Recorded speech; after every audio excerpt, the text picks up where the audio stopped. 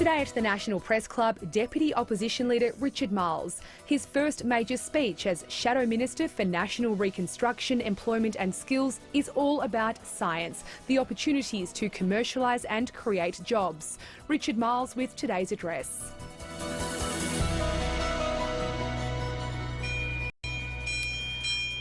Good afternoon, ladies and gentlemen. Welcome to the National Press Club of Australia Today's Westpac Address. My name is Tom Connell. I am a director here at the National Press Club and also a political correspondent at Sky News. Our guest today is Richard Marles, Deputy Leader, recently appointed Shadow Minister for National Reconstruction, Employment, Skills, Small Business and Science. I hope I got it all in there. Look, a year ago, the easy prediction was everything was going to change, of course, because of COVID. House prices were going to plummet. Maybe not. The humble handshake was gone. That's made a comeback. I will stick to protocol today, Morris, don't worry.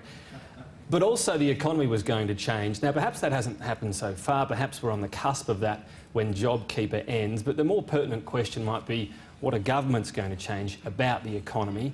So far, the government, the federal government, doesn't seem to have an ambitious agenda, so we thought, why not ask the Shadow Minister for everything, and he'll enlighten us today. If you're following the conversation online, you can find us on Twitter. Our user handle is @PressClubAust, and our hashtag is NPC. Everyone, please welcome Richard Marles.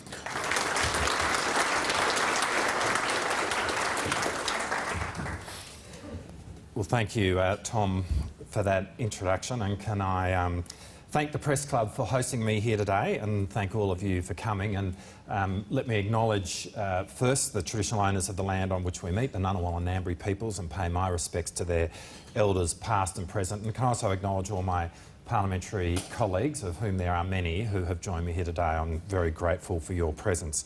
And in acknowledging our First Nations, can I also reaffirm Labor's long-standing support for an Indigenous voice to Parliament, written into and protected by our Constitution.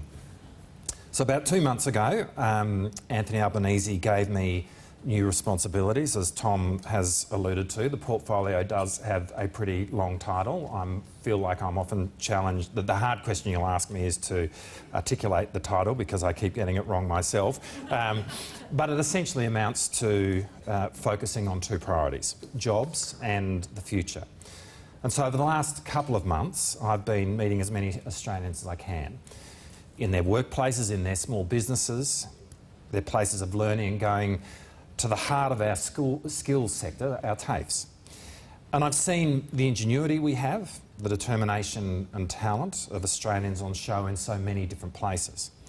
With Kate Thwaites, I met Lovett Technologies, a remarkable firm making world-leading components for the world's biggest aerospace companies, employing 80 skilled Australians right there in suburban Melbourne.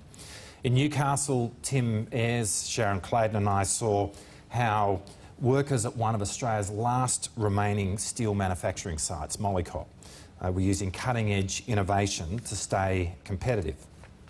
And it's not just the technology. Peter Murphy and I spoke to plumbing apprentices at Chisholm TAFE, proud, nervous and excited about leaping into a career on the tools. The value of a trade now no longer something people settle for, but rather go for. But that's not the full picture of what's happening in our country today. I've also stood with workers at ExxonMobil in Altona on the day they were told that after more than 70 years of operation, the oil refinery will be closing. And when it does, there will be just 2 refineries left in our country. What I've seen speaks to our potential, but we are not a chance at fulfilling that as a nation if we don't course correct right now on how we think about jobs, skills and science. Over the last 12 months, the coronavirus has written the story of 2020, but it's rewriting the story of our future. It's been the #1 issue, the #1 consideration for all of us. And by and large, Australians feel proud of our success during this pandemic, as they should.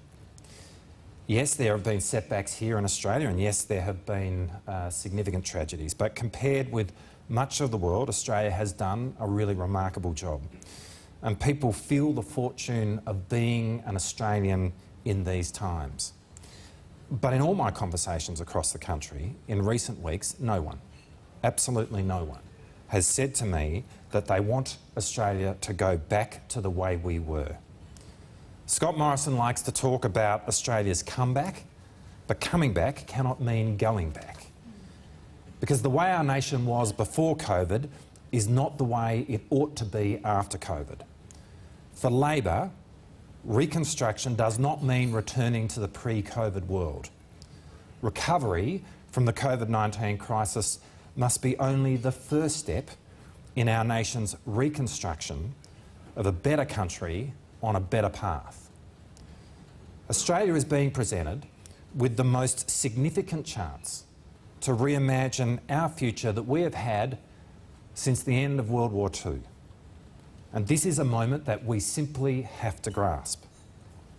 Because the reality is that Australia's economy was drifting before we entered this crisis, and we cannot afford to drift out of it. Let's remember where Australia was about a year ago. The economy was experiencing lower than average growth. We had about 2 million Australians either unemployed or underemployed. That means we had 2 million Australians looking for work. We're in a productivity paralysis. And Australian workers were facing a trifecta of challenges: an insecure jobs market, flat wages and falling living standards. Ross Garnaut has called it the dog days, where, in his words, Australia drifted to the back of a slow-moving pack. When Australians talk to me about the challenges they face day to day, not enough hours at work, no pay rises, higher bills, the sense that they are being stretched to do more with less, these are actually not complaints. They're just an honest assessment of what's happening today in our economy. And really, it's not even their own circumstances that worries them. It's what they don't know about the future, the horizons that they cannot see, which keeps them up at night. Because there is a growing anxiety that parents everywhere across our country now have about the kind of future that is waiting for their kids. Australia has always had an unwritten contract between the current generation and the next, that we hand on a better deal than we inherited. Whether it's as a parent or as a political leader, that's our mission. And so are we confident that our kids will be better off than we are? This, I believe, is the key question for all of us in the positions of influence as we step out of the COVID crisis and into recovery.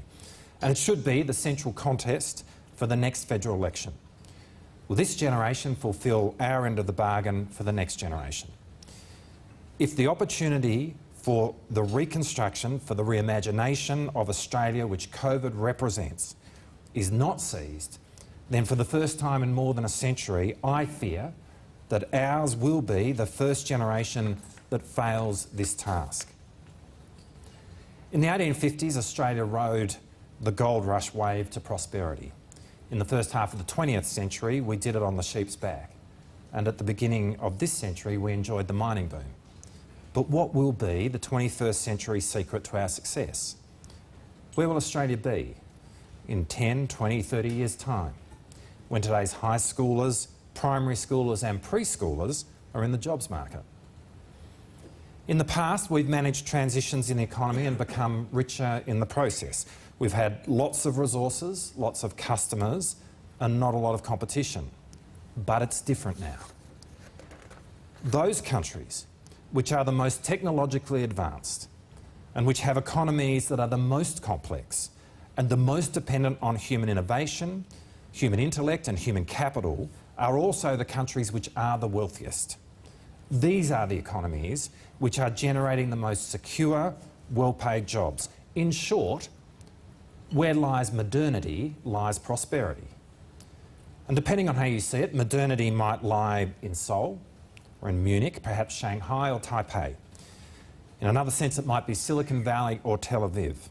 But nowadays, no one is claiming that it's here. And the gap between Australia and the cutting edge of modernity is growing. While developed countries have seen a shift to economies with a greater emphasis on the provision of services, particularly professional and financial services, what each of the places that I have mentioned has in common is that they have fought to hang on to manufacturing. Being in the business of making things, forms a critical part of being a diverse modern economy. And having a diverse modern economy is the key to the generation of well-paid, secure jobs. Manufacturing in a developed world context looks very different from the dark satanic mills of the Industrial Revolution. Manufacturing that competes solely on the basis of price, making low-value products which in turn demand low wages, is unlikely to be a recipe for a prosperous Australia. But manufacturing that competes on quality, making the highest value products, is the means by which manufacturing can generate well-paid jobs. And this is the secret of modern manufacturing, and it demands that our manufacturing and our nation climbs the technological ladder. This technological change, of course, comes with challenge, and it does cause anxiety.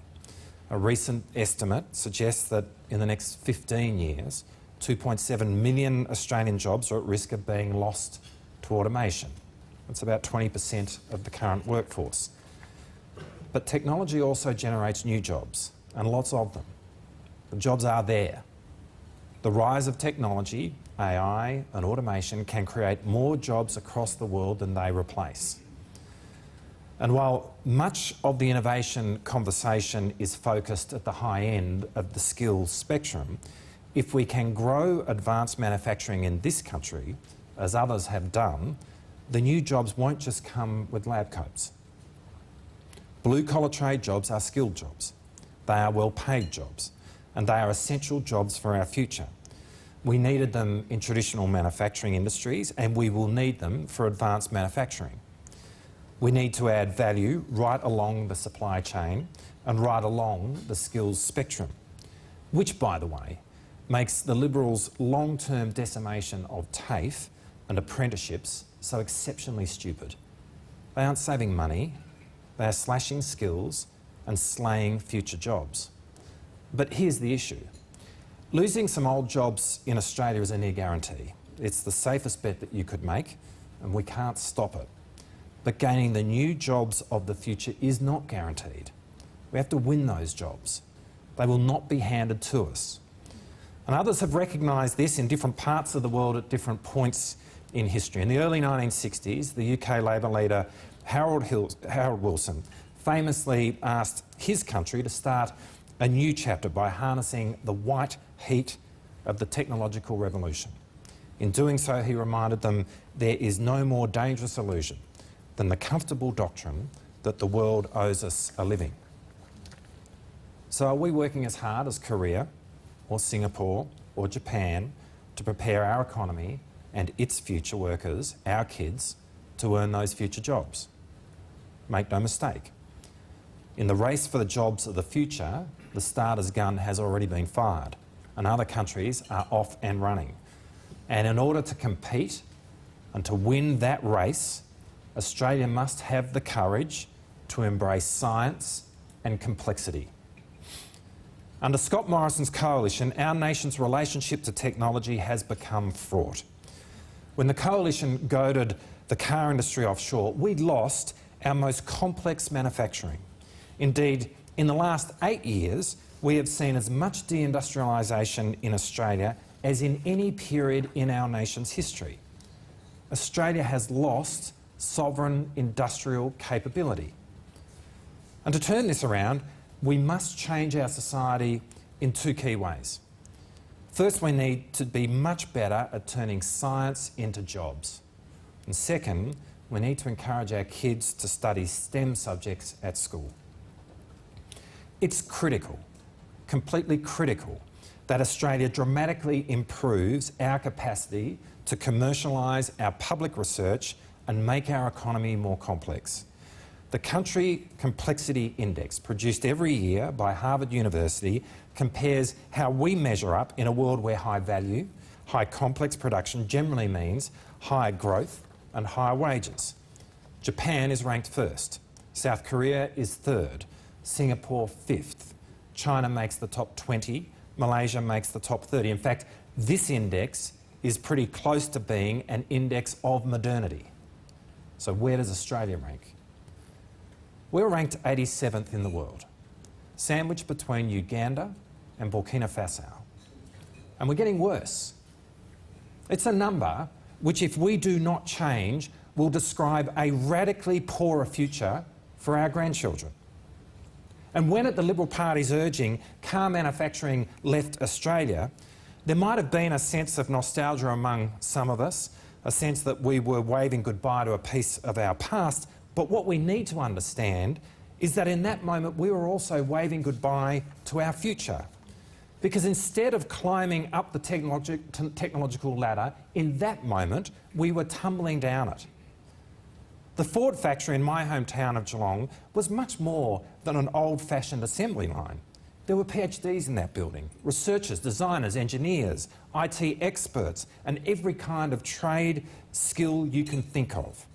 White and blue-collar workers, the whole spectrum of skills up and down the supply chain. And the coalition just severed the cord, surrendered an industry, sent away the jobs and sold out our future. And once it's gone, it's really hard to get it back. And if Australia loses the refining sector and the petrochemical and plastics industry with it, all high-tech manufacturing, we will be doing exactly the same all over again. You know, by contrast, since 2007, countries like Israel have grown their high-tech manufacturing from 7% to 23% of GDP. Over that same period, we started at 1.44% and finished up at 1.27% of GDP. New industries need new ideas. As Professor Deborah Terry explained here a few weeks ago, the Global Innovation Index ranks Australia 13th for innovation inputs, but 31st for innovation outputs. Think about that. We are punching at our weight when it comes to discovery, but we are relative laggards when it comes to turning discovery into dollars, into industry and jobs. In recent years, we've been placed at the bottom, the very bottom of the OECD when it comes to the proportion of Australian businesses collaborating and innovating with universities, behind Chile and Latvia. Australia must start turning science into jobs. And we must start by recognising science as an economic pillar, not just a high school project. Indeed, the single biggest microeconomic reform challenge facing our country today is to properly commercialise science, to do so thoughtfully and with a clear-eyed understanding that science means jobs and not just for scientists. The starting point in this, of course, is to diagnose the problem and to make the fixing of it a political priority. To rebuild advanced manufacturing in this country, government must lead a national mission to play to our national strengths and to grow the industries of the future with new technology. Research and development funding continues to trend down, now below 1.8% of GDP. Again, compare this to South Korea or Israel, who have kept increasing their R&D spends, and both are now close to 5% of their GDP. So who is better placed to turn ideas into innovation, innovation into industry, industry into jobs, them or us? Australia needs public policy to support the skills, research and innovation that will build manufacturing capability. We need to reinvigorate research and the commercialisation of public research. While Labor will have more to say about the solutions as we move toward the next election, a good place to start is Cicada Innovations. Cicada is Australia's top deep tech incubator, supporting more than 40 Australian tech firms. It's owned jointly by the University of Sydney, the University of New South Wales, the University of Technology Sydney and the Australian National University. And a couple of weeks ago I visited their inner Sydney home with Ed Husick. In one location, they provide a base for new companies seeking to commercialise deep tech. But it's far more than just providing space. They help with early stage finance. They provide access to the research facilities of the universities involved, along with their postgraduate students. And they also provide mentoring and advice and allow the interaction of their companies to weave the magic of scientific collaboration. In total, Cicada has helped more than 300 companies to raise more than $450 million via more than 500 patents and trademarks, launched more than 700 deep tech innovations globally, and in the process helped create thousands of jobs. Cicada shows there are examples of clever commercialisation of science happening in Australia. And so our policy goal must be to find ways of ensuring that best practice becomes the everyday practice in Australia. And that's exactly what Labor will do. While commercialising science is critical, this will only be possible if we are developing the scientists of the future. And that means we have to do better at encouraging our kids and young adults to pursue studies in STEM. The more Australians studying these fields, the better chance Australia has of catching the high-skill, high-tech jobs wave. Dr. Cathy Foley, Australia's new Chief Scientist, spoke about this here last week, calling STEM skills currency in the new economy. As Chief Scientist, she is making the education of children one of her foundational goals, and that is terrific news, because right now, we're coming up short. On the sheer numbers and on performance, we are failing our kids, and so failing their future. In the last decade, the proportion of Year 12 students studying a maths subject has gone down, not up. Only half of our high school students are studying a science subject in their final year of school. Less than a third are studying an ICT subject. This year, a sample of Australian 15-year-olds will be tested in maths, science and reading to see how we compare to the rest of the world. The last OECD evaluation was in 2018, and that showed once again our steady slide down the ladder. 12th in maths, 24th in science. And we're beaten by China, Singapore, Japan, South Korea, to name a few. They are beating our kids in education today, and if we are not careful, these countries will beat our kids in the jobs of tomorrow. And when these rankings are released, we'll talk about them for a few days, tut-tut over them, and then we move on. But can you imagine what would happen if Australia finished 24th at the Olympics? I mean, when we finished 10th in Rio, we actually seemed to lose our mind a bit. There were media reports calling it a horror show. One went as far to suggest, and I quote, "a sense of despondency has engulfed Australia." Well, why are we not similarly upset about our performance in maths and science? We need to raise the bar for our students and raise the rate of STEM graduates. And I think it's time we restarted the conversation about how much we are really valuing maths and science in our high school curricula.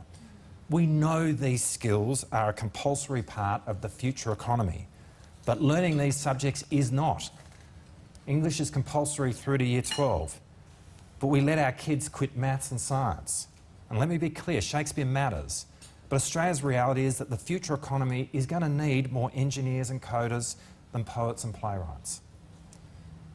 At the heart of all of this, there's an even deeper issue, the place of science in Australian society and culture. Last week, I visited the Canberra Deep Space Communication Complex at Tidbinbilla.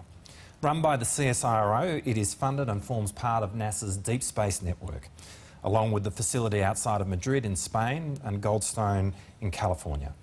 The network tracks and communicates with more than 30 spacecraft that are at a distance from the Earth of the Moon or beyond, indeed well beyond. And this includes the recently arrived Mars Perseverance 2020 rover. About 90 people work at Tidbinbilla, half of them are tradies. In the control room there, I watched an operator communicate with Voyager 2.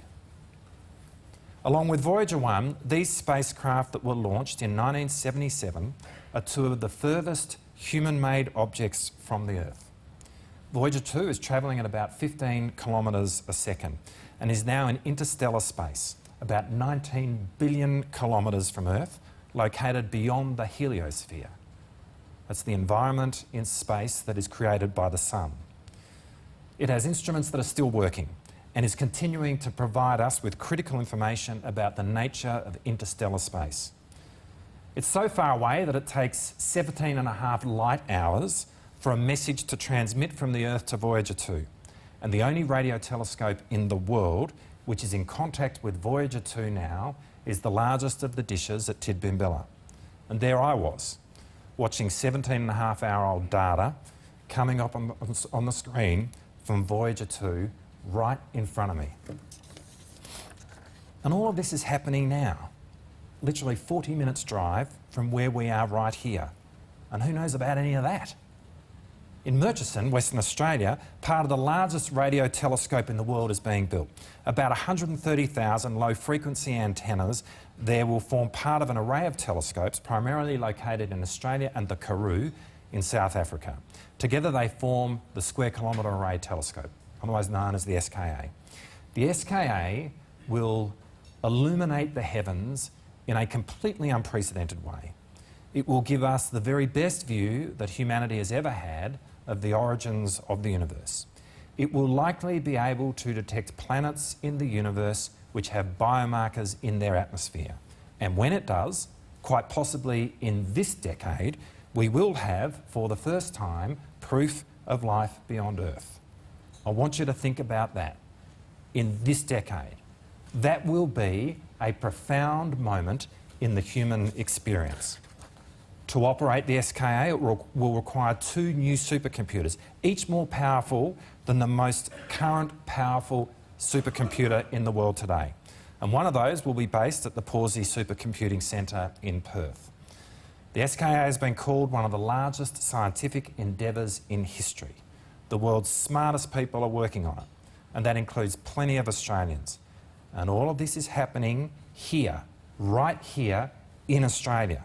And who knows about the Square Kilometre Array project? And who among you have reported on it? Or indeed on the Canberra Deep Space Communication Complex? This is our Apollo, and barely anyone has heard of it. And I'd be happy for you to ignore everything I have said today if you were to do one thing, and that is to tell your readers, your viewers and your listeners all about the wonderment of the SKA. Because when I take a step back, it seems to me that if all this astonishing science can be happening in Australia and yet be largely unreported by you, and in truth largely undiscussed by us in Parliament House, well, why would we expect our kids to be excited by science? Why would we expect our companies to invest in science? And why would we imagine that we will suddenly start commercialising science? To reimagine the place of science in Australia, Australia must change its cultural relationship with science. And that begins with a very different conversation about science, which Labor intends to lead. And at the heart of this is seeing science as an economic pillar. Tackling Australia's need to turn science into jobs speaks in a couple of ways to an even broader narrative that Labor will also pursue through to the next election.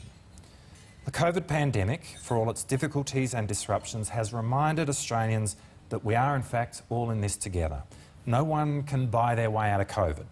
When someone falls, it affects the whole society, and all of us need to help them get back on their feet. And in the midst of this, the role of government in leading the country on a path of reconstruction is paramount. The role of government has been central to Australia surviving the pandemic. Government will be pivotal in making the decisions and providing the support to rebuild Australian industry, including through turning science into jobs. Using the power of government to improve the realities of people's lives and build our nation is at the core of the Labor project. Scientific discovery and the benefits for humanity that come from it is rooted in ideas of risk, aspiration and opportunity. And this is central to Labor's message under Anthony Albanese. Australians aren't asking for a free ride. They aren't even asking for life to be easier. They don't mind working hard. Every day, in every corner of this country, decent, diligent people are fulfilling their end of the bargain, doing all they can to build a better future for their kids. They just want to know that all their hard work and sacrifice will count for something, that their government is working just as hard as they are to help achieve this. Hard work should be rewarded, should be. And government needs to nurture an environment where Australians can pursue opportunity. And that applies to those who seek to commercialise the latest technology, but it also applies to the families of Middle Australia who want the opportunity to invest and build their hard-earned wealth for the benefit of themselves and their kids. So our values haven't changed, but our values must now apply to a new vision for a new world. And I do believe this is fundamentally a mission for the modern Labor Party, to provide security and certainty for Australian families, an opportunity for their future. Mr Morrison has a script of sorts that he gives the Australian people. Now, it's really almost a fairy tale, that there's nothing to worry about, that everything will be okay, that we're coming back from the COVID crisis, and really that's all that matters. But if our only goal is to climb out of the COVID hole, we will soon realise we're just sitting on sinking sand. The Morrison fairy tale will quickly evaporate when Australia wakes up in a world for which it is unprepared. And we will be leaving the next generation to count the cost. So what is Australia's future? As a forgotten country at the bottom of the globe and the bottom of the ladder, with a lost generation who don't have the skills to succeed in the new economy because the generation before them squandered the chance to plan for it? Or will we fulfil our end of the bargain? Will we join the race for the jobs of the future? Will we raise the bar for our kids, rebuild our industries, and reimagine science and skills for a modern economy? Well, Australian Labor has made our choice. We choose to plan for the future, to prepare our economy, to provide the opportunity for our kids to take their place in a new world, to help Australians make good on that promise and to hand on a better deal to the next generation. Because Labor chooses to be on your side. Thank you.